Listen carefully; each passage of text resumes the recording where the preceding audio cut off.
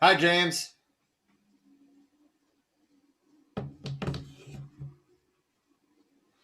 Sorry, we're starting a little bit late here today. If you're not familiar, the last few streams we've been allowing about 90 seconds roughly of dead air in the beginning. So that way we're actually live on YouTube, before we're starting.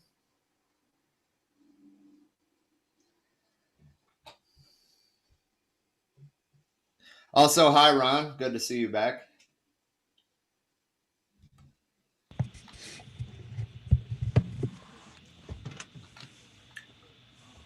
All right, so Dean, are we live on YouTube yet? I'm checking now. Okay.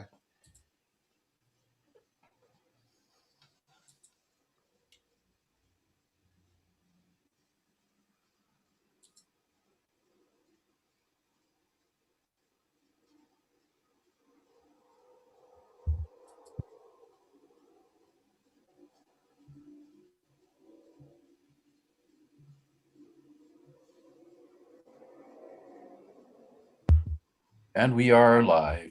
Okay, sweet. All right, so I know we briefly talked about it during one of the streams, but that doesn't mean that everybody heard it. We are going to try to not do as many current event streams, and we're going to try to integrate some, left and labor history into what we're doing. So today we're going to be talking about the Atlanta washerwomen's strike. The washerwomen in Atlanta at the time were mostly former slaves. And they were getting paid shit, and they had enough. They started sending the laundry back wet. Anyway, we're going to be talking about them today, and it's a pretty exciting story, honestly. But as most things, it's also a reminder how much farther we still have to go. So this was primarily supposed to be spearheaded by Trisha, who is going to be joining us late. I'm not going to talk about what's going on. If she chooses to, she can, but she had some shit going on. So if anybody wants to send some positivity her way, she could use it right now. Anyway, this is today's For We Are Many podcast. I'm your host and comrade, Rob, and we are here to bring you some news, some knowledge. Who's next? Dean just materializes out of nowhere. Oof. Hi, everyone. My name is Dean. My pronouns are today just we. How are we doing today, Dean? Every day above ground is a gift for which I'm grateful. Are you trying to say that we shouldn't be trying to push up daisies? I think it's I think that it, as you identify as an eco-socialist, right? So what are your feelings, just as a sidebar, what are your feelings about land use for funerary and cemetery functions? Me, I've always been skeeved out about it. I just see it as a colossal waste of resources. Yeah, I tend to agree with that. Most cultures in the past, I guess not all, but a lot of cultures in the past burned their dead. True.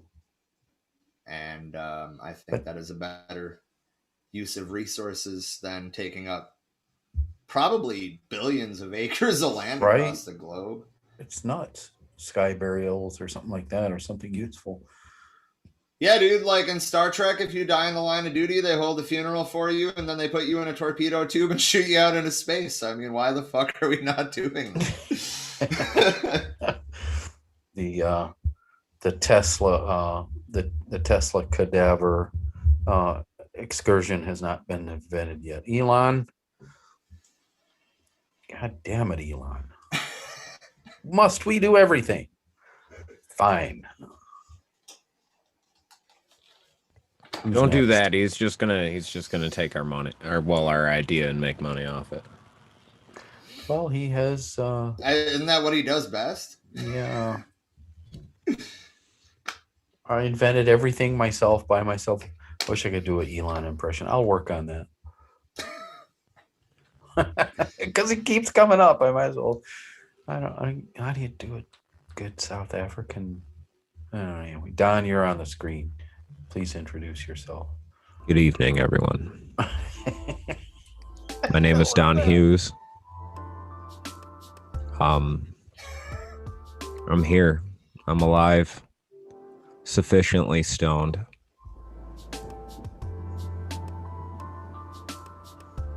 Yeah, somebody else talk, man. I don't like the sound of my own voice. I like the sound of your voice, so Well, it's very soothing. that's weird because like I've recorded my own voice before and listened to it back, and I sound quite a bit like the guy that does the voice for Hiccup from How to Train a Dragon. I don't remember what his name is, but Well, you're famous. I'm not famous. I'm famous in a couple of countries for some things, but I'm not famous. All right, Austin, your turn. Hello, everyone. I hope everyone is having an awesome day. Stay wonderful.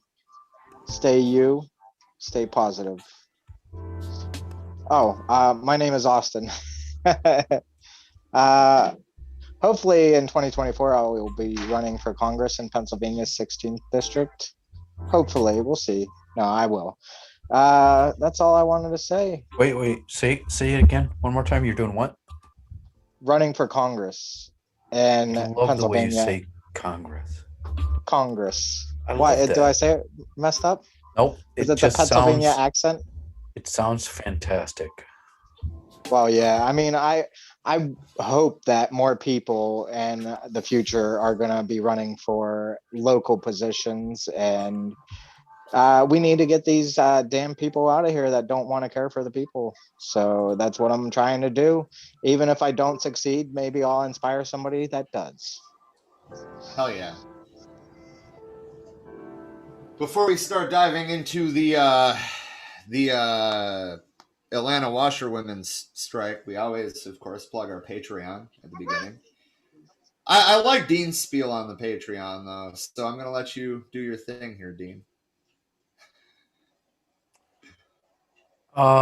If you go to patreon.com/4wearemany, you will find several levels in which I have failed to add a lower level of $1. So, and you can change the amount, right, that you contribute.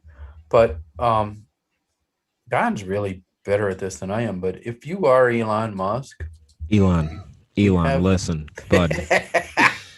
Listen, $100,000. Just think about it. It's not much to you. You and your spouse, you can afford to throw us poor bastards $100,000 if you're watching it. I will continue to say your name, Elon. I'm gonna say it. The phone calls will not stop. The letters, the birthday cards, they're all gonna continue until, well, I mean, you know. Love you, buddy. very much, right? And you know what? Unlike, we are not going to deny your happy ending. Your contribution goes a long way. Just enter the coupon code for We Are Many. Oh, God. Is You this can a find good us time to all bring over up social the, media. If you're hearing our voices right now, that means you found us. But if you want to find us in other places, we are on Instagram, TikTok, YouTube. I realize that I used an old version of this slide. We don't actually use SoundCloud or Likey, so ignore those. But we are on Twitter. Austin has a Twitter as well. We have our For We Are Many support group, the For We Are Many mutual aid organizing group, and of course the page, which you're probably watching this on. we We're on also YouTube. have we also have our dark web for We Are Many domain. You need to use, what is it, Dean? A Tor browser? Tor browser on the Tor browser. Yep. Okay. You will find everything for your pharmaceutical and well, never mind. I would like to take this time, if you are going to find our domain on the dark web, we do have, I need to plug this. It is Don Hughes's Mountain Chai, guaranteed to increase your deadlift a minimum of 9,000 pounds. The secret ingredient is Charlie Sheen DNA and, of course, tiger's blood. So That's right. Of course, of course. That sounds legit. Totally legit. It is totally legit. For 9 subscriptions of $99.95, one bottle can be yours. What do you think got Trump all gacked out when he was on in the COVID, right? Is that what he was on? Yep. Remember he was running Indeed. around and trying to kiss everybody and telling everybody he loved him. Hey, speaking Dancing of with which, flags. right? Austin, plug your TikTok really quick, please, sir. Maybe a few times. I don't know what it is. Here. It's Austin. I'm known as Austin the Radical. I'm sure if you look that up, you will find me. It is my beautiful smiling mug. I think it's somewhere in Austin those- Patton 85 or something like that. I think it is also, yeah, Austin Patton 85. I don't know why it's 85. I was born in 84. I mean, if they want me to be younger, that's fine with me. I don't care, you know. Dude, really? Fucking jerks. Hold on. I know. Taking a year away from me. You are Um, Austin the Radical. Please Ah. find Yes, I am. Austin the Radical. It's also TikTok. Austin Patton 85. Yeah, either or. I'm pretty sure you can find me. I do make silly posts sometimes, and I do smoke CBD, maybe some other stuff, but that's about it. I make political posts too about For We Are Many and about other groups that are on Facebook and other things as well. Legalization of marijuana, which of course should be on a federal level. Well, Rob is the chief executive officer of all things social media. Rob, Oh, great. Rob manages a whole lot for us. He works very hard to make us as available as he possibly can. Austin will be the vice president of TikTok. So the way to find us is find him. Austin the Radical.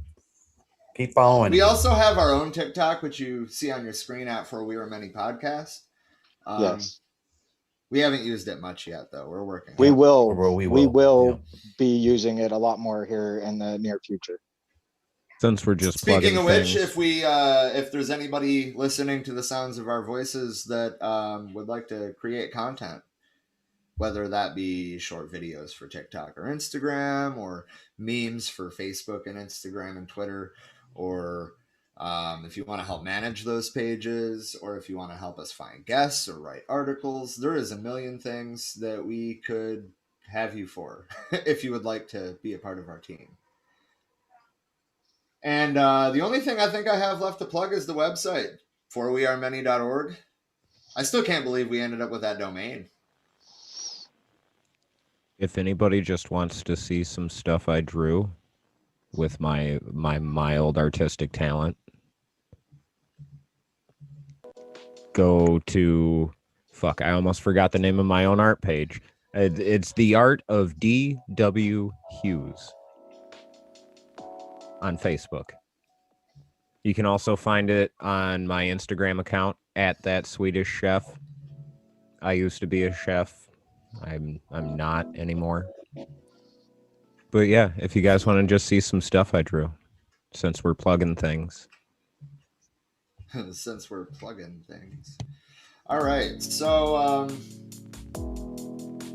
once again, today we're, instead of talking about current events, we are talking about the Atlanta washerwomen strike, and how empowered women pushed labor forward. Atlanta in the early 1880s was just developing. It was less than 20 years after the Civil War ended. African Americans suffered extreme oppression and extreme violence. Lynchings were common, and separate but equal Jim Crow laws gave African Americans minimal access to schools, the military, and labor unions. You know, the kinds of institutions that helped other Americans, white Americans, move toward prosperity.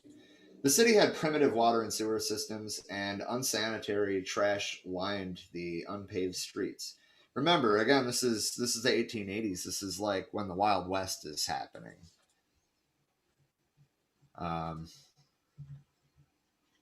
So it kind of, Atlanta's businessmen and politicians wanted to paint a different picture than what was actually going on, of course, to lure northern businesses to the city, spotlighting it as the urban center of the New South, with a large subservient workforce. More than half of the city's black residents and half of the black wage earners were women. Black women largely were responsible for sustaining not only their families, but their entire communities as well. 1/3 of black women living in Atlanta, as in other cities, raised families alone.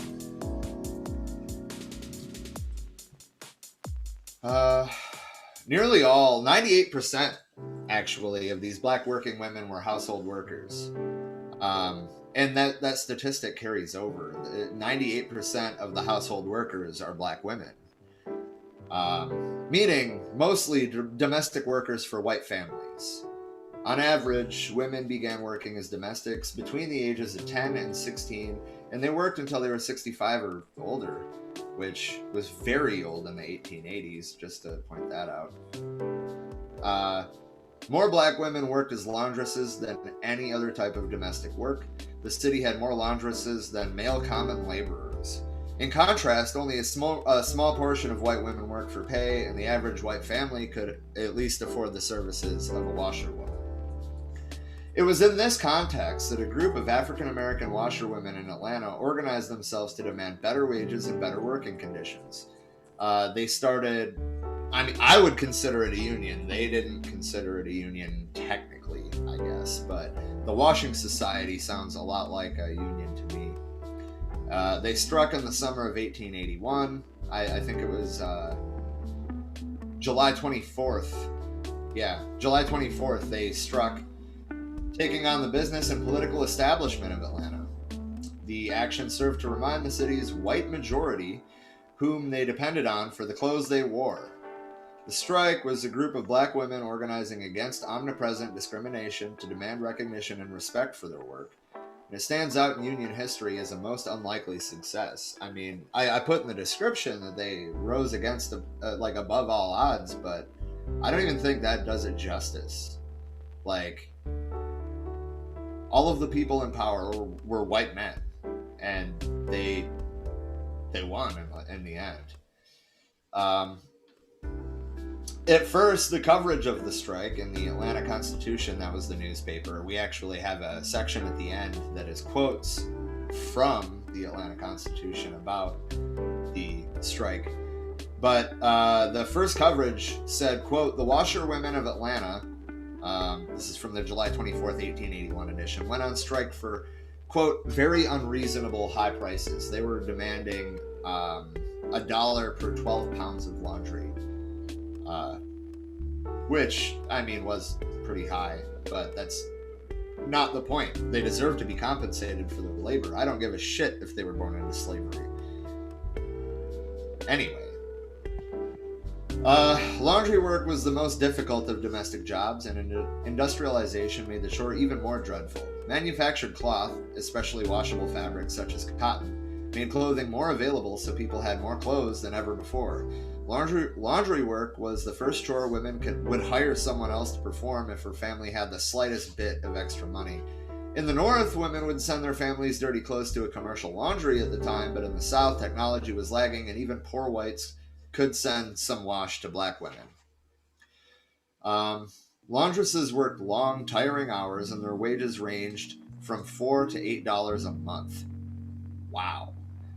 These wages changed little over time, and laundresses would increase their earnings by adding on clients or getting help from their children. Laundresses worked mostly in their own homes or in their neighborhoods with other women. They worked outside in the shade when weather permitted, or inside their homes hanging clothes all over the house to dry. They made their own soap from lye, their own starch from wheat bran, and wash tubs from beer barrels cut in half. Their work began on Monday mornings and continued throughout the week until the clean clothes were delivered on Saturday. Throughout the week, they would carry gallons of waters from wells, pumps, or hydrants for washing, boiling, and rinsing clothes. And after hanging the clothes to dry, the women would iron, alternately using heavy irons, several heavy irons at a time.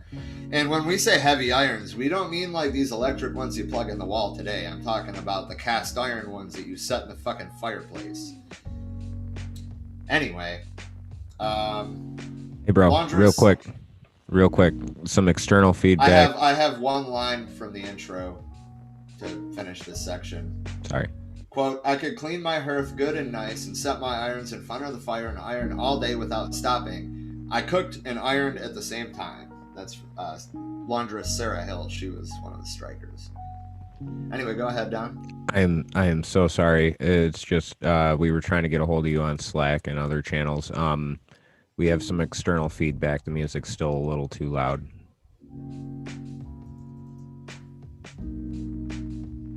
Sorry to interrupt the flow like that, man. It's my bad.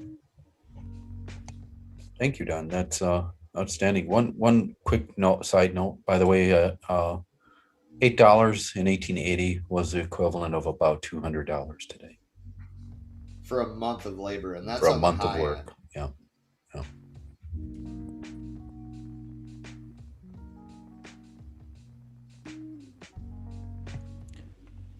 That is a ridiculously low amount of money. I Yes, don't it even is. really know what to say, because even saying that is just stating the obvious. That's That's like prison wage. yeah, Yeah. that's like what you get for pressing fucking Well, and that's a problem License plates. too. There is. Honestly, yeah. Yes. We could spend a whole couple episodes talking Dean. about that. parking lot, prisons, All right. hashtag got it. abolition, solidarity, free our comrades. I got My it. And brother's in prison I've right now. actually taken a request to pull a special episode together about the sewer socialists. The sewer From- socialists. Yes, sir. In the early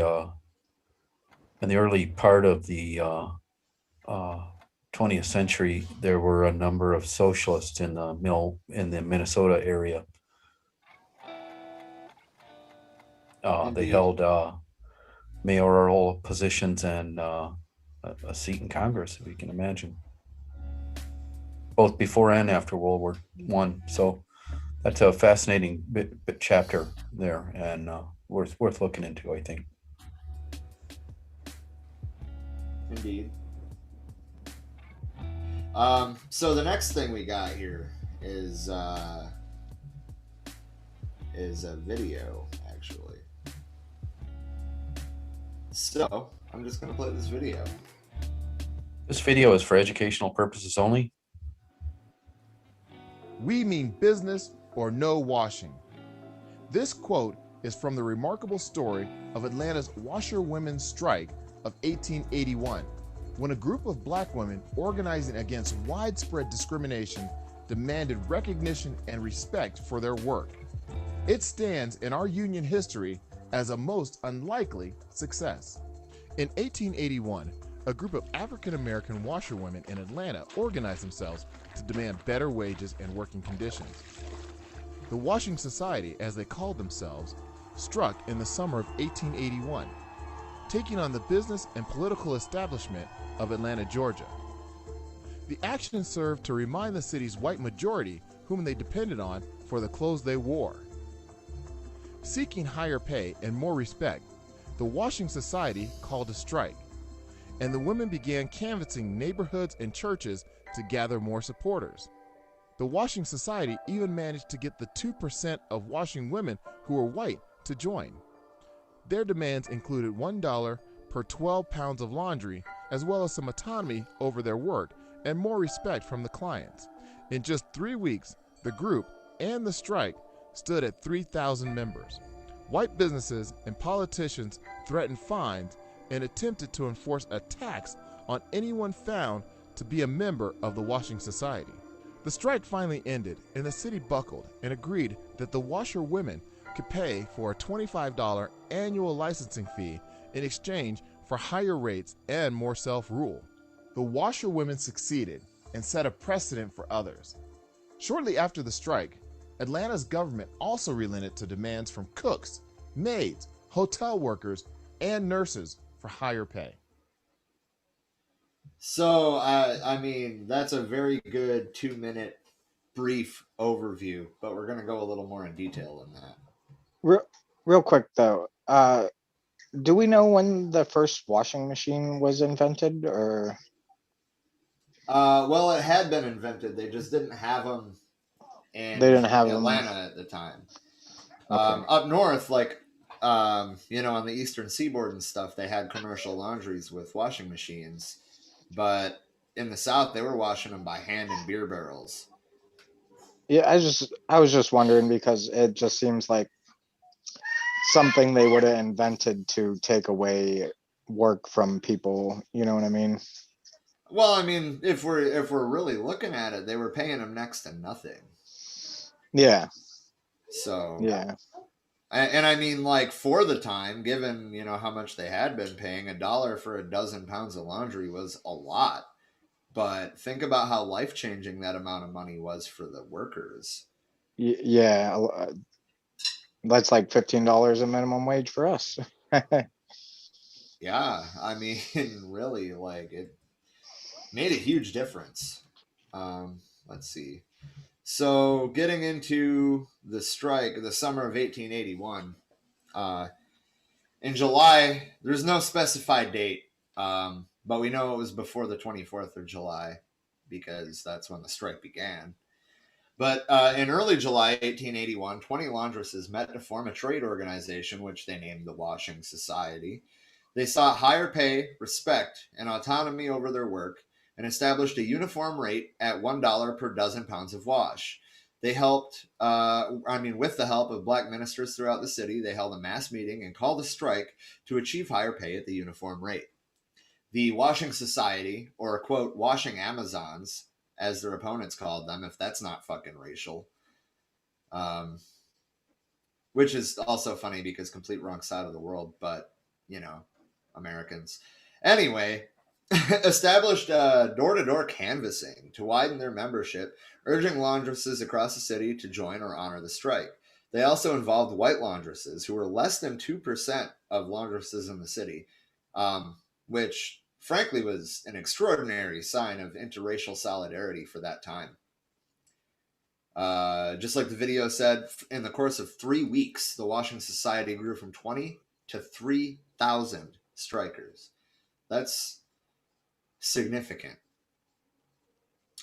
Feeling the strength in their numbers, on August 3rd, the Washing Society laid down an ultimatum in a letter to the mayor of Atlanta. In the same week that they sent the clothes back wet. They didn't wash them. They just got them wet and sent them back. Where's that feedback coming from? Is that just something on my end? Do you hear it? No, sir. Maybe it's something in my... It was something in my headphones. Okay. I had something hooked up weird. Anyway, sorry about that. Not at all. Feeling the strength in their numbers, on August 3rd, they laid down an ultimatum. They wrote a letter to the mayor, a public letter to the mayor of Atlanta, and they wrote, quote, we, the members of our society, are determined to stand our pledge and make extra charges for washing, and we have agreed and are willing to pay $25 or $50 for licenses as a protection. So that's basically how the city tried to quash it, was they charged $25 to people who were members of the Washing Society. I'll get to that more in a second. I kind of put this out of order, I guess. But the point is that they were like, okay, we'll pay your $25 a year, whatever. We're setting our own rates. And basically they were like, well, if we're making this rate, we can afford to pay your fucking license. That's paraphrased, of course. But What the actual quote says is, we can afford to pay these licenses, and we will do it before we will be defeated. And then we will have full control of the city's washing at our own prices, as the city has control of our husbands' work at their prices. Don't forget this. We hope to hear from your council Tuesday morning. We mean business this week or no washing. So as I was just talking about, in early August, municipal authorities were taking direct action. They were arresting strikers. They were fining members. They were making house visits. They didn't stop. The white establishment was so agitated that city politicians got involved, and the city council proposed that members of any washerwomen's organization pay an annual fee of $25. Remember, they're making $4 a month. Pay an annual fee of $25 and then offer nonprofit tax status to businesses that wanted to start commercial laundries. So the $25 fee would mean several months of wages. The strikers didn't stop. They responded with that letter we were just reading from. They said point blank, the last sentence of the letter was, "We mean business this week or no washing. Yours respectfully, the Washing Women's Society." These politically savvy women workers were willing to pay the fee in exchange for self-regulation. Remember, they were former slaves. They were not going to let go of the idea of self-regulation. Why would they? They shouldn't have ever had it stripped from them to begin with. To them, self-regulation of their industry was about simple respect. In the post-Civil War South, the laundresses refused to be seen as subordinate. These laundresses saw the strike as asserting their freedom and identity and gaining respect for their work. They didn't back down. White businesses and politicians did all these things, you know, the fines, the arrests, the tax. The city grew increasingly nervous as dirty laundry piled up, and as workers in other service industries also asked for higher wages. And that again goes right back to the video. Cooks, maids, nurses, all began demanding higher wages. The resolve of the striking laundresses, despite the arrest, fines, and fees, inspired other people. And unlike past strikes, employers aware of the magnitude of the black labor unrest were not confident that they could find replacement workers. Well, I mean, if you can't hire scabs to break the strikes aren't going to be broken. And remember that if you're ever in a situation to be a scab. Just saying. Anyway, so the following week, the city council rejected the proposed fees. The laundresses had prevailed. So kind of to sum up, long story short, the city buckled. It agreed that washerwomen could pay for a $25 annual licensing fee in exchange for higher rates and autonomy. The washerwomen succeeded and set a great precedent, frankly, for others. Shortly after the strike, Atlanta's government also relented to demands from cooks, maids, hotel workers, and nurses for higher pay. In the end, the strike not only raised wages, it more importantly established laundresses and all black women workers as instrumental to the New South's economy. The white establishment was forced to acknowledge that black women workers who were former slaves were not invisible. Anybody have anything to say about it? Nobody. Wow. They were fucking badasses, dude. Like, straight up. Absolutely. Like, you know, the whole establishment rose to try to crush this strike, and they just couldn't. And that's awesome. Yeah, they did things that we can't even do now, you know? So... Well, we can, but obviously we don't have the kind of balls they had. Yeah. I guess that's really what it comes down to. So I just wanted to sum this up with some newspaper coverage. The first piece was the 21st of July. It said the laundry lady's efforts to control the prices for washing. Quesadilla, no salt. What? Sorry, guys. Sorry. Never mind. My fault. Okay. Anyway, The laundry ladies' efforts to control the prices for washing are still prevalent, and no small amount of talk is occasioned thereby. The women have a thoroughly organized association, and additions to the membership are being made each day. During the day, the house of every colored woman who is not a member of the association is visited and a regular siege begun, and in nearly every instance, an addition to the membership is the result. In this way, the meetings, which are had every night, are largely attended and generally very demonstrative. Speeches advocating their rights and exhorting the members to remain firm are numerous and frequent. To several families whose washing left home Monday morning, the clothing had been returned wringing wet. And the women having become a member of the association after taking the washing away, it is rumored that house help is also on the eve of a strike. 24 July 1881, the piece was titled The New Steam Laundry. And that's the one where they said they were striking for unreasonably high prices. And a number of our most substantial citizens have quietly gone to work to make up a large cash capital and will, at an early day, as the strike is nearly all subscribed already, start an extensive steam laundry. The capacity of a new laundry will be equal to the wants of the whole city.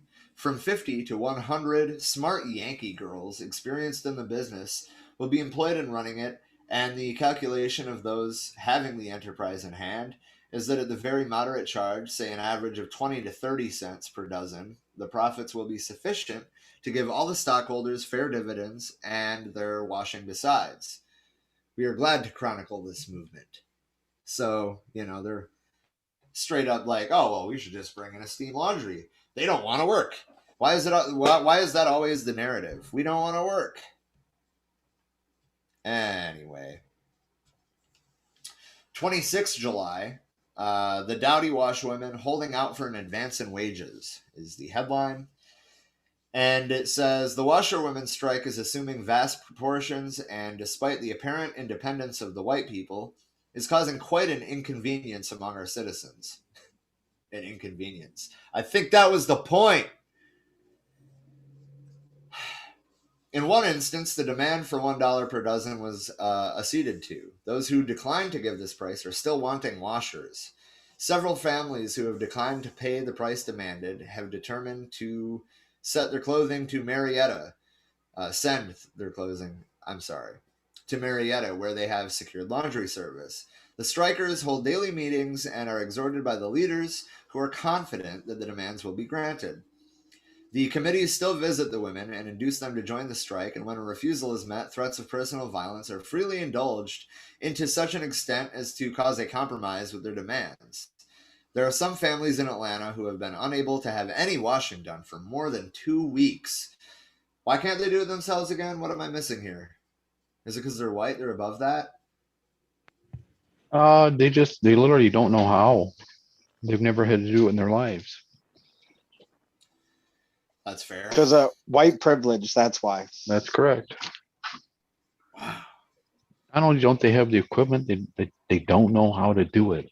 And it's hard work. It's physically demanding work. It's difficult work. Yeah. These people were not fed only of the land, dining on the cream of the crop their entire lives. They didn't have the physical well-being to even do that sort of manual labor. So they stunk. fair enough. So not only the washerwomen, but the cooks, the house servants, the nurses all started asking for pay increases. The combinations are being managed by the laundry ladies. So even when this spread out into other industries, it was still being run by the washerwomen, which is awesome, frankly. 26 July, this is the same day, but it was I assume it was an opinion piece. I don't know. It's one fucking sentence. It was called, quote, a move in the right direction. We learned that at the next meeting of the city council, an ordinance will be offered requiring all washerwomen belonging to any association or society to pay a business tax or license. So 3 days later, 29 July, quote, the wet close. Police court was well attended yesterday morning. Among other cases disposed of were those against Matilda Crawford, Sally Bell, Carrie Jones, Dora Jones, Ophelia Turner, and Sarah A. Collier. It looks French. I'm assuming it's Collier, not Collier. Anyway, among other cases, the sextet of ebony-hued damsels was charged with disorderly conduct and quarreling, and in each case, except the last, which was Sarah A. Collier, a fine of $5 was imposed and subsequently paid. In the case of Collier, $20 was assessed, and the money not being paid, the defendant's name was transcribed to the chain gang book, where it will remain for 40 days. Good old chain gangs. Each of these cases resulted from the washerwomen's strike. As members of the organization, they have visited women who are taking no part in the strike and have threatened personal violence unless their demands were acceded to and their example followed. During their rounds, threatening scabs, basically. Anyway, during the rounds, they met with persons who opposed the strike and who declined to submit to their proposition to become members. This opposition caused an excessive use of abusive and threatening language, and the charge of disorderly conduct and quarreling was the result. And then we already read the letter to Mr. James English, which was also published in the Atlanta Constitution. I'm going to read it again because I think it's powerful. It says, "Dear sir, we, the members of our society, are determined to stand to our pledge and make extra charges for washing, and we have agreed and are willing to pay $25 or $50 for licenses as a protection so we can control the washing for the city. We can afford to pay these licenses, meaning with the pay increases, and we'll do it before we will be defeated. And then we will have full control of the city's washing at our own prices, as the city has control of our husbands' work at their prices. Don't forget this. We hope to hear from your council Tuesday morning. We mean business this week or no washing. Yours respectfully, from 5 societies, 486 members." So the 16th, which was of August, which was the last piece about it, was simply upon the resolution, imposing a license of $25 upon washerwomen. An adverse report was made by the ordinance committee and adopted by the council. So, basically, they were like, "We'll pay your fucking $25 a year, but you're going to pay us for our work." Pretty straightforward. Of course, as always, our show notes will be published after. Actually, I think they're live right now, Dean, right? The live stream is live, and I do not have the show notes up yet. I will in a few minutes. Indeed.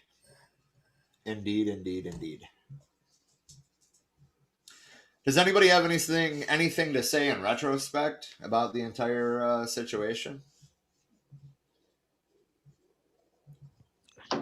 So much. I want to also keep in mind that this is Atlanta, right? You didn't have running water and flushing toilets in Atlanta for the large part, unless you're in wealthy neighborhoods, until well into the 1920s. It was not a pretty place to live, frankly. They had open sewers, they had outhouses in neighborhoods just like ours. Kind of wild. Yeah, agreed. Well, Trisha, I hope you have plenty to say about this since you're finally with us. We already went through all of it, but I'm sure you have plenty of your own thoughts to add. Good evening, Trisha. Goodness. Hi, Hi. Yeah, my apologies for being late. I don't know if you told everybody what was going on or not, but No, I figured if you wanted to say what was going on, that you could do that. I wasn't going to take the liberty. okay. Well, my brother's ex-wife's apartment building burned down last night. So when I was on my way back here, I got the call from the kids. Their mom made it out okay. She did have to jump out the window, second story window, but their dogs did not make it. So their hearts are broken right now. Right. Well, I'm glad she got out. It's Right. really rough to lose not just one, but two pets in a fire. Right. Yeah, they're both really beautiful pit bulls. Really I sweet. love Pibbles.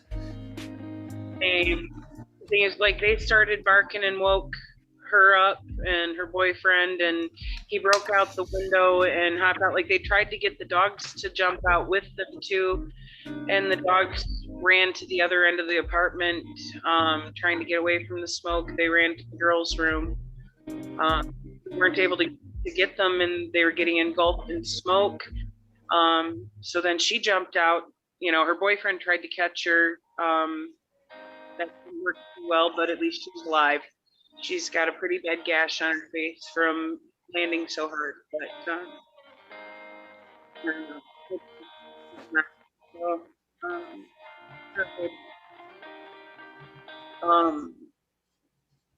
I guess they had just gotten word from her right before I, got the call from them. So I was- Right. what's going on? People go through this. They're getting ready for bed now, though. So, yeah. Indeed. So, do you have anything that you want to say about the washerwomen strike? I mean, honestly, pretty much my summary was that they're fucking badasses, dude. Like, holy shit. Well, I did have more thoughts gathered in my brain kind of right now because of all of this hitting. But yeah, what they did really helped to drive everything forward, not just for women in the workplace, but for labor unionizing, coming together as a whole. This was a very pivotal moment in history, and what they did is utterly downright badass. Abso-fucking-lutely. To literally just be like, yeah, no, your shit going smoothly totally depends on us being willing to do this work. So you'd better pay us adequately and, meet our demands, or we're going to disrupt the entire fucking flow of your life in this city and pull it to a screeching halt. And I love that they recognized what power they held in their hands there and grabbed it. Just like last show, folks, this is another use case where people of color have had to collectively solve white people's little problems. Right? It just keeps happening throughout history.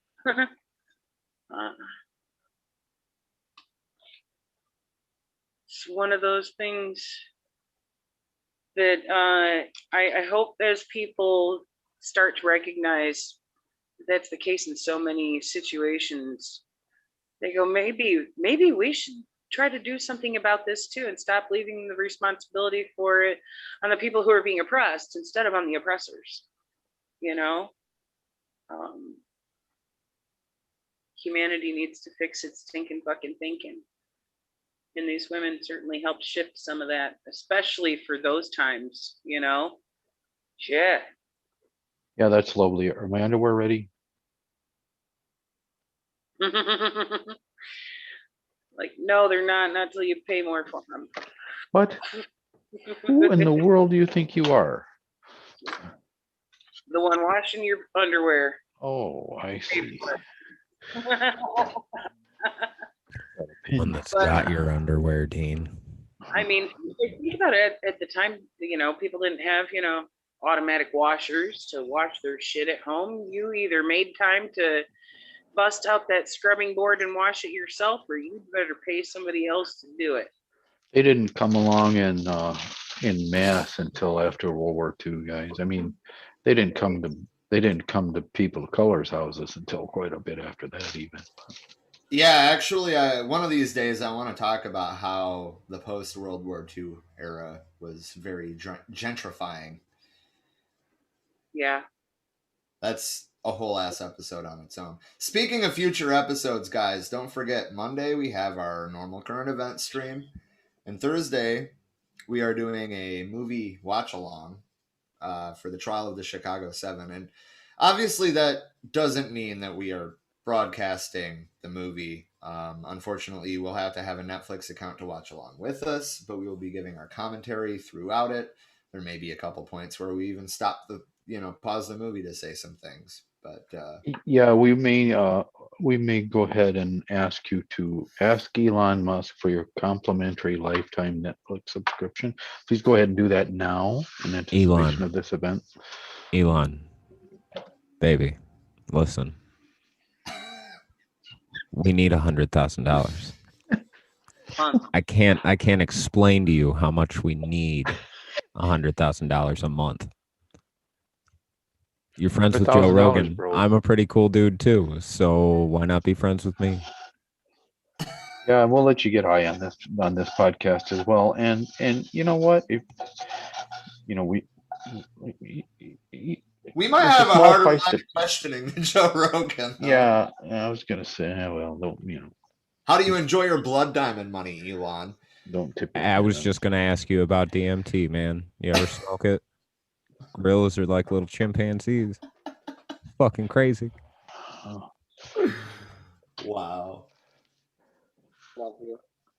yeah, either that or Joe Biden's gonna fall up a set of stairs again. 4 or Have 5 you seen the times. meme? Have you seen the meme where he's like they got him on a skateboard and he's grinding the rail? Oh, it's great. How did he? I thought the carpet was gonna like unroll and roll him up, and he was gonna roll all across the tarmac, and then Are get you- run over by a truck. Isn't that like a time Mr. out. Magoo movie? Yeah, or like a Looney Tunes. Yeah, that's what I was thinking was sequence. Looney Tunes, yeah. Like he's just running and running in midair, and the carpet is unrolling himself, and It was better than when Donald Trump had the piece of toilet paper stuck to his foot when he was going up it. So, At least we can rely on the Democrats for entertainment. right. come on, yeah. Okay, you know what? Trump, I hate to say this out loud. I'm gonna go ahead and say this out loud and trigger everybody. That fucking guy was way funnier, man. I hate him. I do. I hate him. I hate it. The whole thing makes me ill, but god damn it. You could really count on him to just blow your fucking mind with With did he actually just something. say that? Maybe that they kinda should just bullshit? shoot up bleach. Fuck. Right. Right. I mean, every day he was good for like 5 or 6 of them. Oh yeah, every time they got him in front of a camera, he was funny. He said something that you were like, what the fuck is he talking about again? that Joe was just most to everything that fell out of his mouth. Is what the fuck did he say? Like, wait, what? Yeah, and then on one of the 3 occasions that he did something remotely positive, you're just like, wait, are we talking about the same guy? Right. Like it amazed me a couple of times, like him pushing for $2,000 checks, and I'm like, wait, what? Yeah, What? just a friendly reminder to you friendly Democrats and the maybe hearing this. Biden got flanked from the left by Donald fucking Trump And Mitt Romney. Yep. and Mitt Romney Yeah. in the same month. Yep. Right. Gotta He give wanted to credit. give everybody 2,000. Joe gave you 1,400 And it took fucking forever. 2.5 months to get there. Mom Yeah. still hasn't got hers. I haven't either. Hmm. They are mailing me a check, which is supposed to be mailed out tomorrow. Yeah. Did you get yours on cards before that? I On got card be- the first one. I got direct deposited. The second one, I got a card, and now I'm getting a check. Yeah, that my girlfriend's waiting for a check too. I don't understand that. She just did her taxes and everything, and then they're gonna send her a check. Okay. Yeah, I'm waiting on my taxes too, but I filed that. I thought I filed them like 3 weeks ago, but I never put in my bank information and hit send, so now my taxes are filed. Good job. Shit, I forgot to even do mine. As much shit's been going on. I can imagine. You're in the process of fucking moving from one land ship to another, and then, you know. Yeah. I think what they do with Biden is they probably just pre-record it and then edit it, and then that's what we see all the time. Oh man, it's not even Biden at this point. It's a lookalike, and I they're think using it's a pre-recorded. They're using pre-recorded Biden dialogue mixed with an AI. Yeah. Now they that's- program the AI with his voice, so that way it says whatever the fuck they want it to. And they're Yeah, poisoning it the says water to things make like- the frogs straight. If you've ever thought about using any kind of cannabis product, we're going to hunt you down like a dog. Yeah, we're gonna fire you from my staff. after promising that would not happen. Yeah, I just read recently that a Republican is called them out and basically is like, you need to rehire all of those people that volunteered that information to you Right, that that's you wrong. fired. Smoking marijuana is not a reason to fucking fire somebody. That is bullshit. No, and it's like, if because it's legal there, right? Yeah, Sure, yeah, if I remember correct. Yeah, fucking Yeah, legal. so- in DC. Yeah, Fuck is and their then- press for firing? It wasn't That's even, it's if they ever smoked it. So even if they didn't smoke it then, hey, does that And mean they- he's gonna? Does that mean he's gonna fire Kamala Harris? he probably should. I mean, she has admitted on national TV, went on national TV laughing about how many times she smoked pot in the past. Well, After locking up While Some people motherfuckers. sit in fucking prison. for it. Yeah. Yeah. Yep. That she put away. Yep. Fucking. But maybe they should impeach Bill Clinton too then, right? Didn't they Yeah. impeach Bill Clinton? No, maybe they should go back and do it again. Just because he smoked some weed. Why does well. Bush get away with snorting coke too? I mean, Hey didn't man, he say he did a little bit of that back in the day? Hunter was entertainment, man. I think He's my vote for most entertaining former president. He beats Trump. Man. All right, time out. We're talking about W again. I got to bring up some George W. Bush-isms again. we have this saying in Texas. They have it in Tennessee. Actually, I've never been to Tennessee, but I assume we have it in Texas. They must have it in Tennessee. Fool me once, shame on you. Fool me. Fool me, you can't get fooled again. Is our kid even learning? Sorry, I had to do the. I think Joe Biden has him maybe with some of the stuff Joe Biden says, like poor kids are just as what's he say? He's. Or smart as white kids? Like, Yeah. all right, racist. I still think the comment about his hairy legs in the pool is probably That's my part- favorite so far. That's just downright fucking like what? What? You know, did I got hairy legs. Listen, back in the day, I had this guy, he'd come around named Corn Pop, and he brought a chain, or no, I brought the chain, and he was threatening me. Our Now, enemies here's- are innovative and resourceful, and so are we. They never stop thinking about new ways to harm our country and our people, and neither do we. It was not always a given that the United States and America would have a close relationship. These are big achievements for this country, and the people of Bulgaria ought to be proud of the achievements that they have achieved. That last one, he was telling the truth. Summit. I appreciate APEC Summit. God bless America. Thank you, Rowan. That's awesome speech. The fact that they purchased the machine meant somebody had to make the machine. And when somebody makes a machine, it means there's jobs at the machine making place.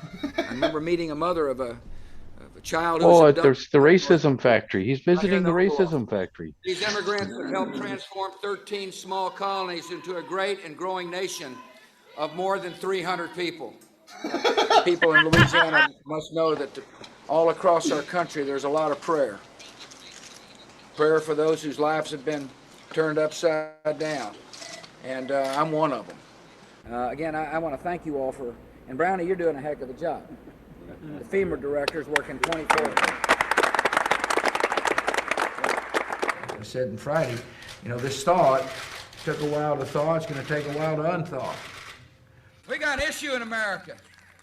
Too many good docs are getting out of business. Too many OBGYNs aren't able to practice their love with women all across this country. The Prime Minister of India. The new Prime Minister of India was, no. I oppose breaching those dams. I know the human being and fish can coexist peacefully. You're a single mother, which is the toughest job in America as far as I'm concerned. And you're working hard to put food on your family.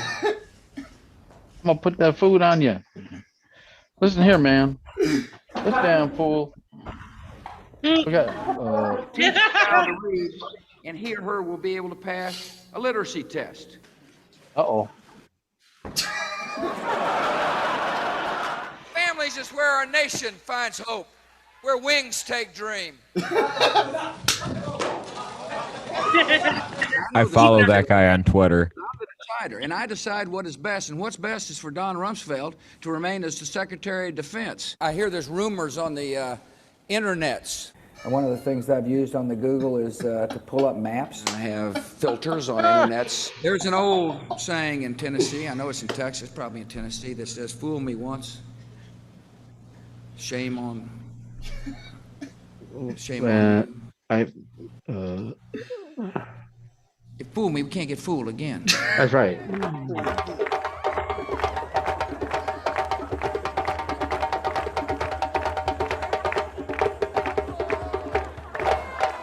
He does like dancing, even nowadays.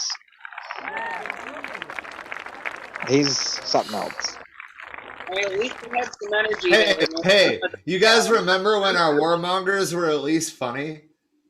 Yeah. Yeah. Oh, Joe's man, not I don't funny. know. Biden has the potential to be epic, but they won't let him talk. It's like they don't let him. You know, he's always saying some stupid shit like, you know, yeah, man, I fell up them stairs. You know what? Put them up. Put your dukes up, fat. You know, that kind of work stuff. for you. I don't work for you. I don't work for you. Yeah. Listen, when I was a kid, we used to think that black kids had extra bones in their legs, make them run faster, right? That's what Corn Pop taught me, the valuable lesson that we're almost the same. Do you have a bucket list? I have something that rhymes with bucket list. Take executive action on immigration? Bucket. New climate regulations? Bucket.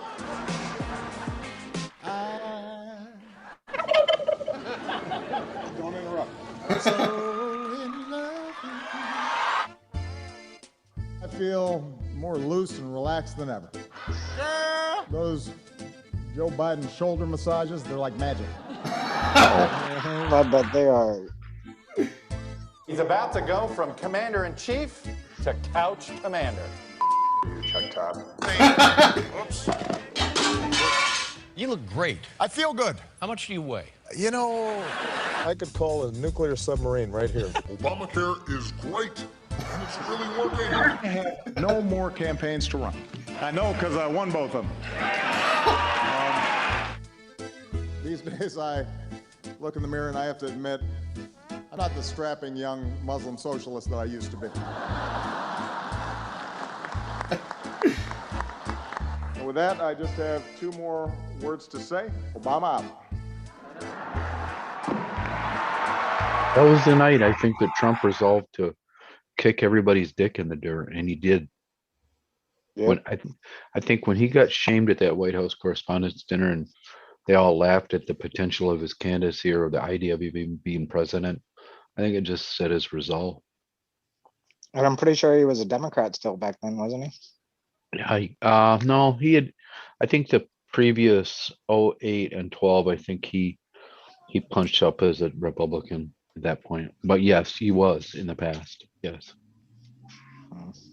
I remember that one episode they were interviewing Trump and he was like, would you ever run for president? And he was like, yeah, I would, under the Republicans because they're so stupid.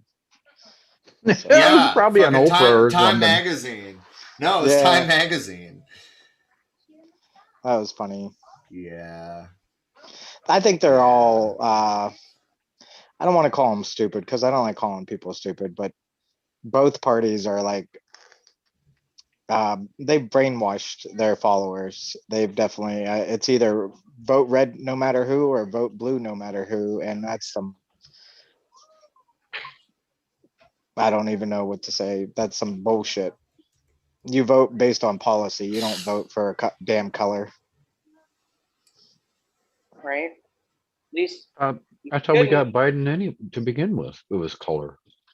Because conservative old hippies, they go to green parties and start arguments with people over social or Eco-socialism? Yes, thank you. I couldn't get it out. They didn't believe a black man could function in the office of the president, so they had Biden there to keep him in check. I mean, that's we're stuck with him now. Now we're stuck with him. Well, yeah, that guy Biden, he literally ran how many times before for president, and they couldn't do it because he literally plagiarized people.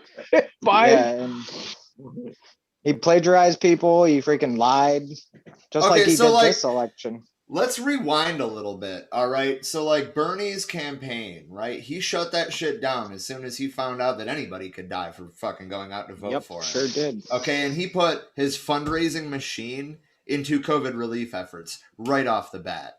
He fucking stumped for Biden so fucking hard. And that's pisses me off about it. But who was acting more presidential? Biden had to disappear into his fucking basement for 6 weeks to learn how to operate a webcam, and Bernie Sanders was raising millions of dollars for people who needed it. Who should have been president? I'm just fucking saying. Biden literally went silent for I think 7 days. He didn't say anything. He didn't post anything. He didn't do anything. And Bernie the whole time was Bernie was having meetings with people and trying to figure this out and trying to help people. And well, I don't know. The government fucked us over there big time. So, because we all know it was the Democratic Party that just squashed him, just like they did in 2016. Listen, man, the Democratic Party had the perfect candidate early in the primaries, and they just kind of let the media and higher members of the Democratic National Convention just kind of push her out. You know, they had Tulsi Gabbard. She's a person of color. She's a female. She's a vet. She wants to get us out of these interventionist regime change wars. She was she fit every bill. Dude, they wouldn't even let an old white man fucking with similar views that's been doing it for 40 years take that position. Of course they weren't going to let Tulsi Gabbard.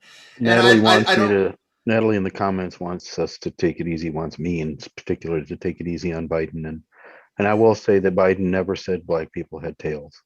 He never said that. Oh my God. Wow. No, but he did say I bet he did say some things along the lines of segregated busing being good for him. Sorry for interrupting you. I do really want to know how good his back rubs are, though. If he could give shoulder me a shoulder rub. Yeah, I don't want him touching any lower than the shoulders. He's creepy. Do you guys remember when he sniffed General Odierno's wife at a press conference? He's like standing behind her when he's the vice president, and he's like rubbing. He like sniffed her hair, or he like Doberman sniffed her. He sniffed her hair. He sniffed her Okay, hair. gotcha. And Odierno is just standing there, just looking pissed. That's like when they decided to cut TRICARE for active duty troops. Or Odierno made Biden and Obama announce that because he just simply would not. He didn't want to. It was bullshit, and you could see it in his eyes. He put his hands on her shoulders and whispered, "Use the coupon code for We Are Many. I have enormous empathy." And very strong hands. Very strong. You want to smell my hands? Hey man, No, you know, when I was a Dad, kid. we used to run around sniffing each other's hands all the time when I was here. We go get an ice cream cone, and here comes Betty Sue and Mary Jane. And we say, "Hey," then we throw rocks at them. You know, my grandkids really like playing with my leg hair.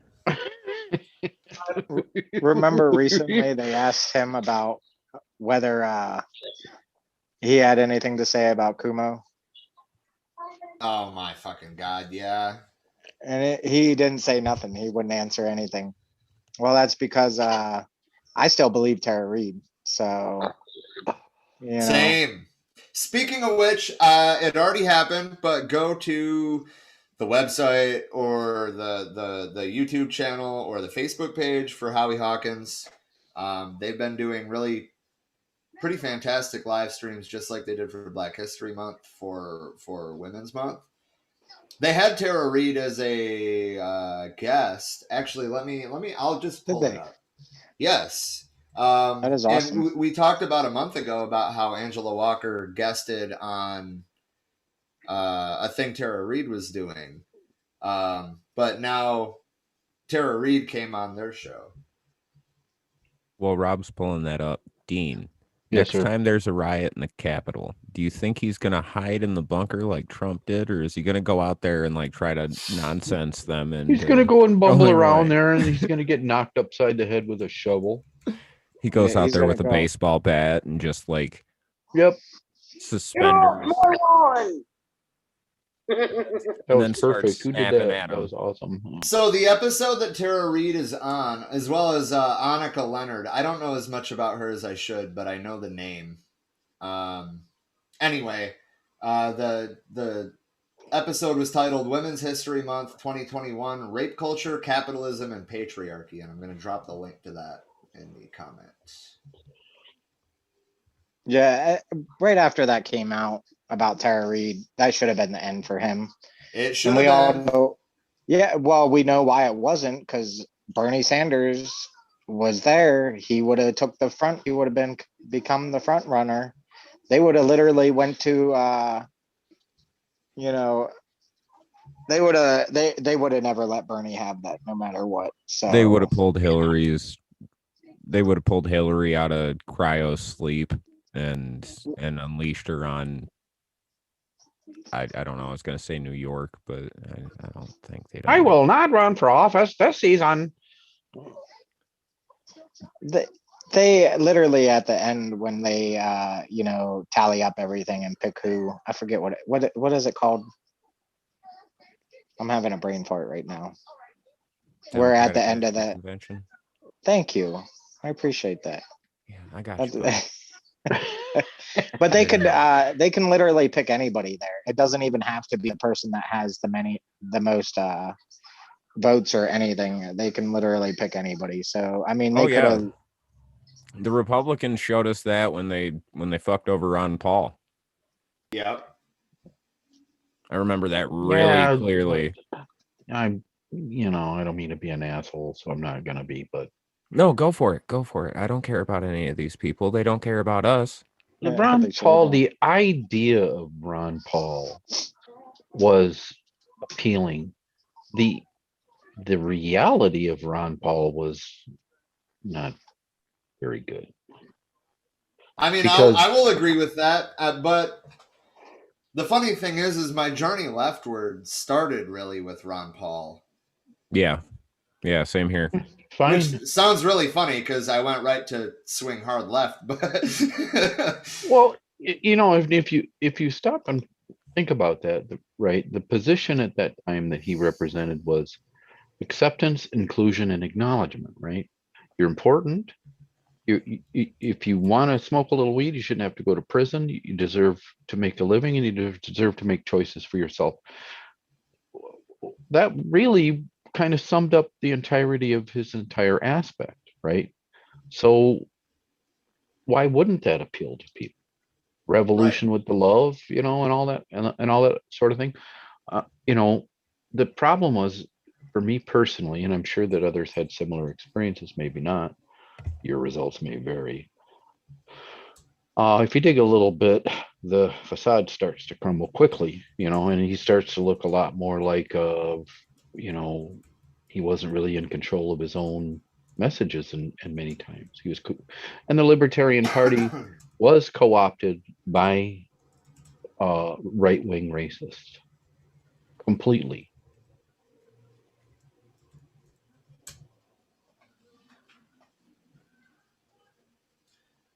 I think I would have really liked Teddy Roosevelt. I mean, I think that what I think that you, I'm sure you would have. I don't think he would have deemed to waste a single second to throw us off a cliff. Any of us. No, he had other things going on. He was trust busting. He was hunting things in Africa. Dude, and sending he's them back just to an the aristocrat. You don't factor in. I don't factor in. Yeah, I Anyone know. listening to me does not factor in. They are the few. We are the many. Somebody sent me a message. I wonder who it was. It wasn't any of you. Probably somebody telling you to get me under control. And Oh yeah, the handlers, the Russians want me to tell you, comrade Putin says "Nis finish Belarusky." I can't do a good Russian. All I said was I don't speak Russian, so it's fine. Sorry, bro. Teddy was a really strong guy. He got shot that one time. He got shot. He got fucking shot a couple finished of the times, speech. dude. Yeah. Yeah. Yes, because he was a repugnant asshole. Love it. But he was still a strong guy. I mean, Yeah, I'll give him credit for that. Yeah, I will give him credit on the sole fact that he got shot and finished the speech. Okay. Yeah. Unlike Kennedy, who just totally bitched out, right? He showed up to Texas and lost his fucking mind. Shut up. Wait, what even just happened? Dean, too soon, bro. Too soon. The speech he was giving, that Teddy was giving, was literally, I think it was like 100 or so pages long. And he had it in his 100 pages long. That's exactly the kind of asshole I'm talking about. It's probably 2,000 degrees outside. It was probably snowing. And everybody's got to stand out and listen to this cocksucker babble for 95 hours. Fuck him. I would have shot him too. 2,000 degrees out. It's snowing. This motherfucker's talking. Everybody's wearing. Shut the fuck up. Every 2 minutes, he stops to go on a hunting trip to fucking Africa and then comes back years later. Mansplaining to me how important it is that the coloreds stay in their place, Come on. I really don't think he ever did that, but I'll have to look into it. I mean, no, but when it sure. comes to indigenous populations, Yeah, he was a prick. Yeah, he was. Bishop, I said a wrong word.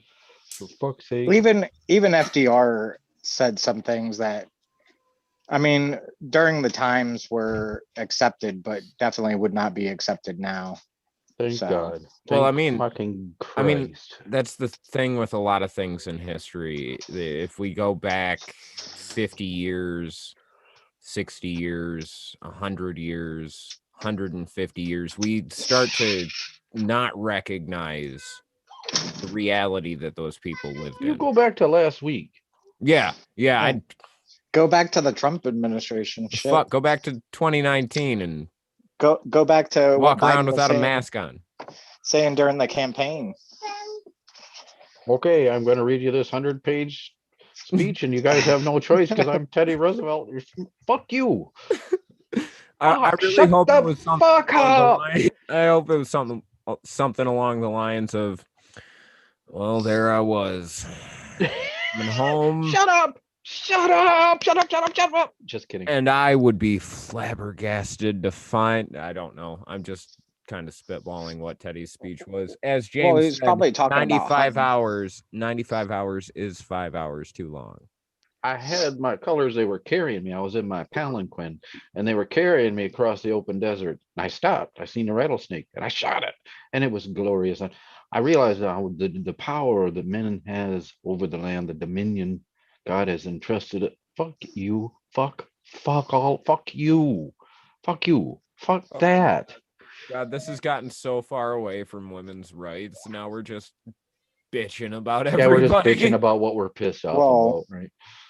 I I'm mean, just did either complaining of about what those- annoys me. I mean, how Biden obviously doesn't care about women's rights. We know Yeah. Trump doesn't care. No. We know, I'm guaranteed Teddy didn't really care about women's rights. So, Biden doesn't care because he freaking does what he does. He did what he did. He's a Biden misogynist. Even if Biden didn't have dementia, which I'm not convinced he, I'm starting to wonder about a lot of these people we elect to office. They're getting up there, man. And It's a gerontocracy. It resembles the late Soviet system when it collapsed. It was the Politburo was full of 95 and 99-year-old basically corrupt dipshits. Yeah. So I mean, actually, since we're already off topic as hell anyway, I want to talk a little bit about fucking Doug fucking Ducey. Who's that? Who is it? Governor of Arizona. Oh, okay. Sorry. Go ahead. Today, he announced updates to the state's COVID measures for local ordinances, businesses, and events. The new changes include mask mandates by local governments will be phased out. Why does the governor have any say over what a locality does? First of all, but those are being phased out. The governor still encourages those who have not been vaccinated to wear a mask, but we could obviously trust them to wear the mask to begin with, right? Anyway, events with more than 50 people will no longer need approval from local governments, but are still required to follow CDC recommendations, although of course, I'm positive that will not be followed up on. Wink, wink.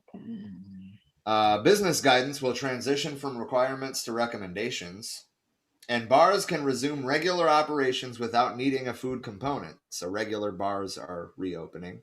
The governor recommends requiring masks, but bars are no longer required to require masks.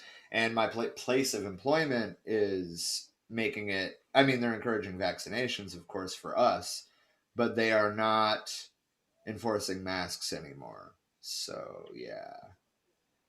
Cool. What county are you in, Rob, again? Maricopa County. That's correct. All right. Yeah, you're trending good. Well, yeah. Yours is one of the best as far as case run rate. Yours is Maricopa County is one of the best in the country.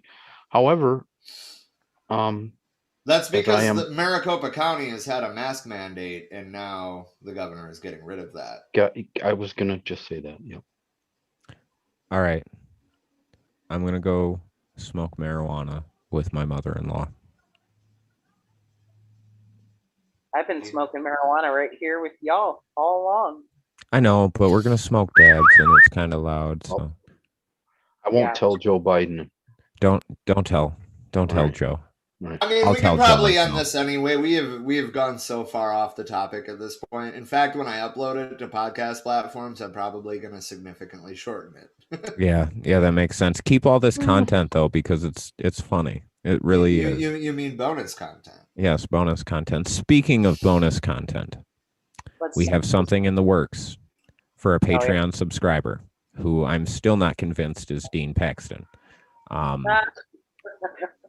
If you like the sound of my voice,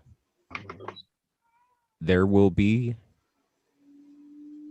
exclusive episodes uploaded to Patreon here in the near future. I would go into detail, but it's classified. I'll go ahead and spill the beans. Don is going to read Emmanuel chapter by chapter. I was actually going to read 50 Shades of Grey in a Don Knotts voice. Oh my God! Hold on. Let me find out if the video that just popped into my mind has background music or not. I know which one you're talking about, Rob. And I'm gonna mute and like pull my headphones off and not listen to him read any of that. But it's so great.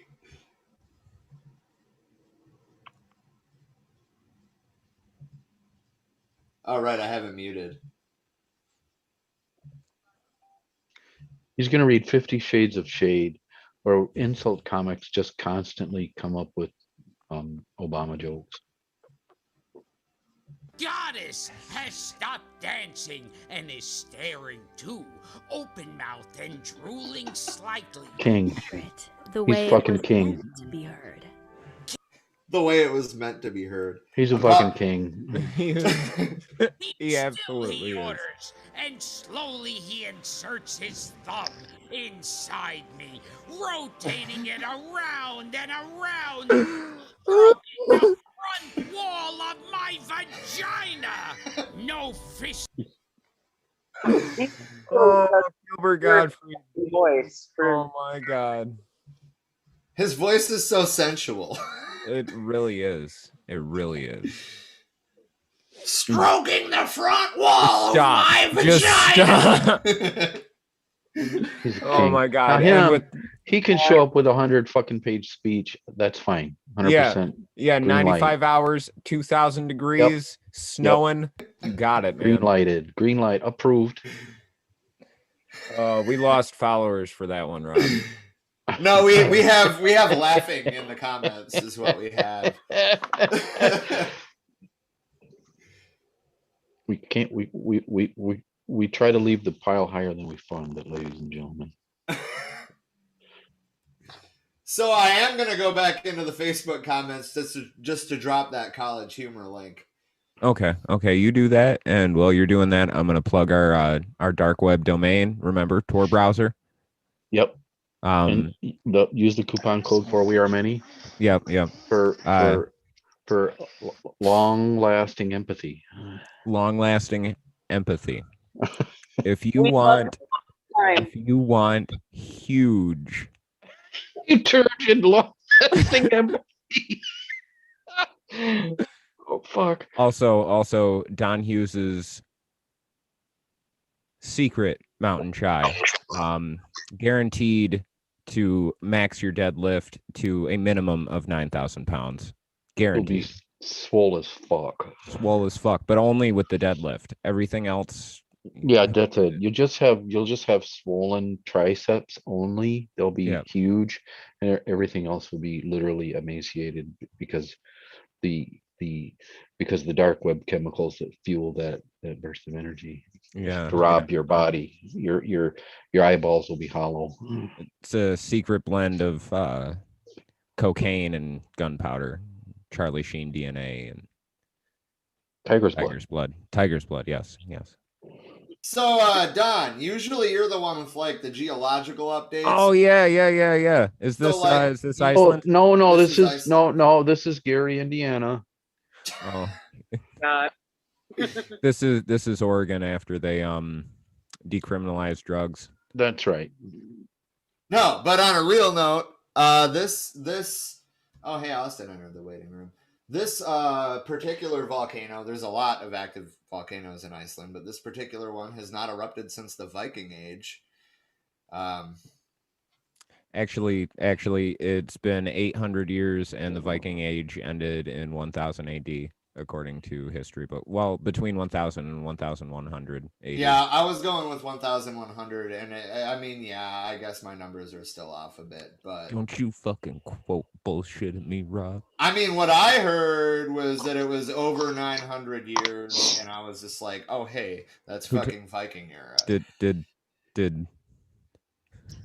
Vegeta tell you that?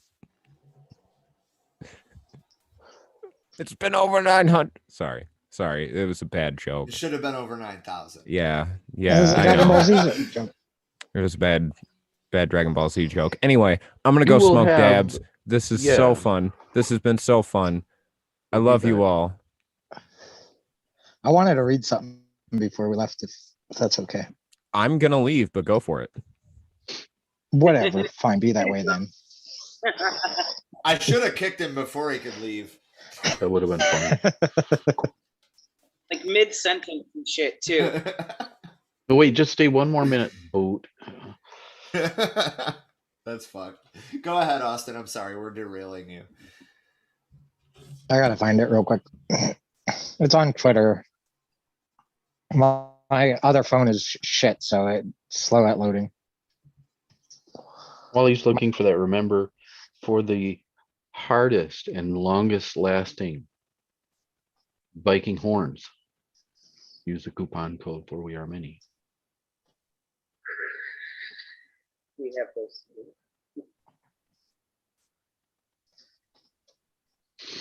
So yeah, anyway, this volcano about 20 miles from the capital of Iceland has been erupting since March 19th. As you saw from the video, there is a considerable amount of lava flow. It's pretty incredible though. It hasn't erupted in give or take 900 years, and it's dumping a lot. I've always thought volcanoes were cool. I don't know. That's all. They are. It's amazing sight. I'm I just mean, wondering how people are living nearby.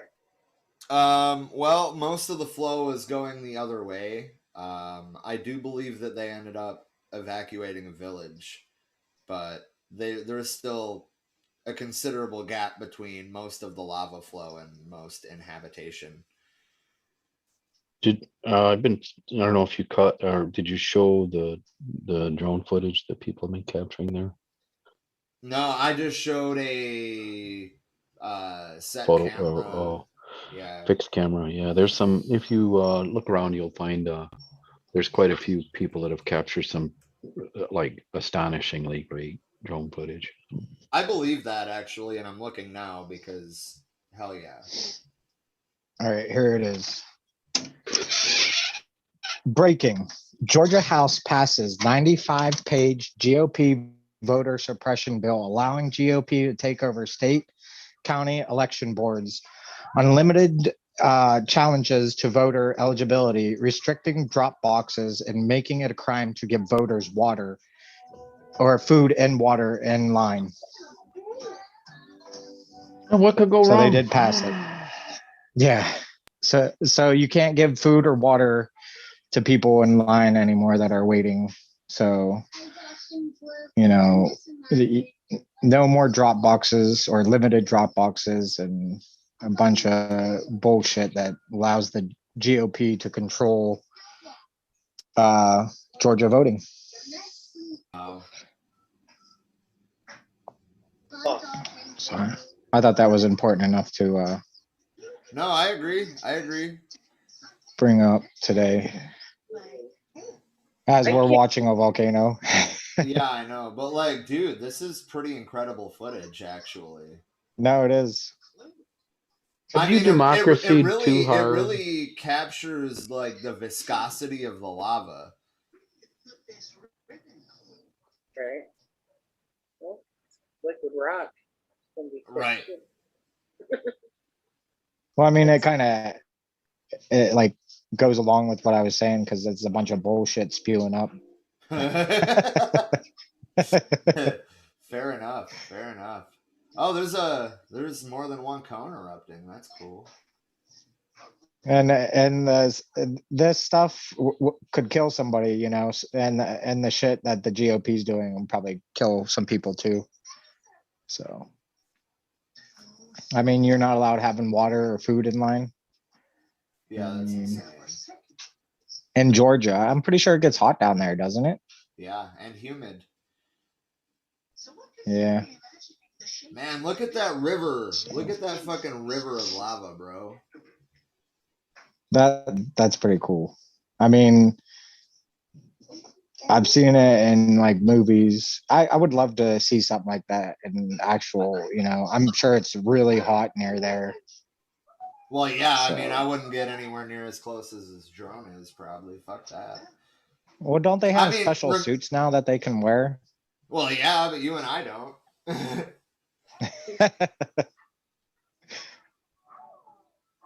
Probably like thousands of dollars, I'm sure. Joe Biden needs a special suit after we're through tonight. Roasting that ass.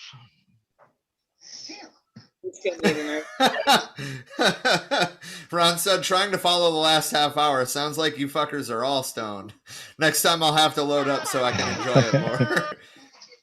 He also said within an hour, the governor signed that bill into law. That's crazy. Nothing ever happens that fast. Yeah.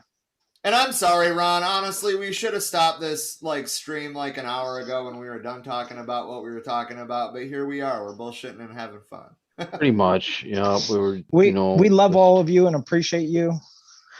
thought We you just want to hang deserve out with you some guys. Laughs at the expense of the fucking shitheads, you know. I mean, laugh or cry.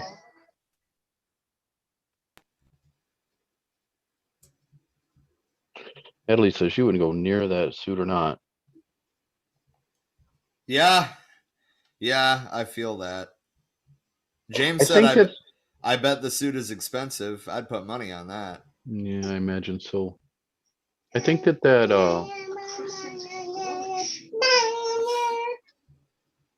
she I'll give her exactly 2 hours to stop singing that. So cute. I didn't know if you guys could hear her or not. Thank you. She's sweet. She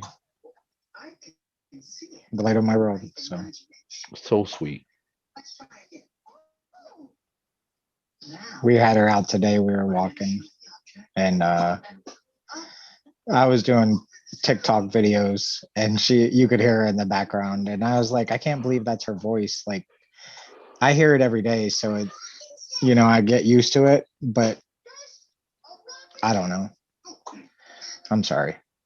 I digress. No, don't be it. It's a lived experience, correct? You know, it's part of what it is. Yeah. Some of us don't have the But I didn't put that. Some of us don't have the luxury of little ones around, you know. Yeah. I almost didn't. I mean, I was 34. I didn't think by that time I was like, am I going to have any, you know? So she came along, and it was definitely the best day of my life. And now that's on record. Indeed.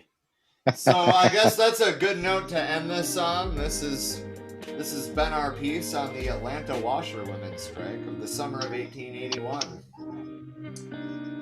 Thank you for joining us. We could not do it without you. I mean, I guess we could, but it'd be like an old man yelling at a chair like Clint Eastwood and shit, right? I was going to say Joe Biden. I mean, Clint Eastwood, Joe Biden, what's really the difference? Not much. Maybe the size of the gun. Joe Biden might actually wind up and bust you in the nose. No offense, Rob. I see what you did there. Stab you in the foot or something. Indeed. I'm sorry. I'm sorry. All of you, it has been wonderful tonight. We love you so much. Yeah.